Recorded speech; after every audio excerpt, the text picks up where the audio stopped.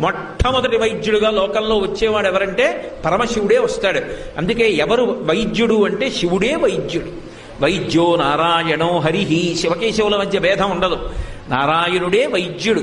అందుకే యజుర్వేదం అంతటికి రుద్రాధ్యాయంలో ప్రథమో దైవ్యోభిషగు అహీశ్చ సర్వాంజం భయం అంటూ మనం అభిషేకం చేస్తున్నాం కదా. కాబట్టి శంభో సమస్త సుఖములకు ఆయనే కారణం. అన్ని సుఖాలు అనుభవించి అనుభవించి అనుభవించి అన్ని సుఖాలు అన్న మాటకు అర్థం ఏమిటో తెలుసా నేను చెప్తున్నది? వేదం అంగీకరించినటువంటి సుఖాలు అని. అంతేగాని కనబడ్డ సుఖాలన్నీ అనుభవించమని కాదు నా ఉద్దేశ్యం. వేదము ఏది అనుభవించవచ్చని చెప్పిందో ఆ సుఖములన్నీ అనుభవించాక ఇంకొక సుఖం రావాలి ఆఖరణ. అది రాకపోతే ప్రమాదం. ఏమిటా సుఖం? వైరాగ్య సుఖం రావాలి. అవన్నీ సుఖాలండి, ఎన్ని మాటలు, ఇవన్నీ అనుభవించాను,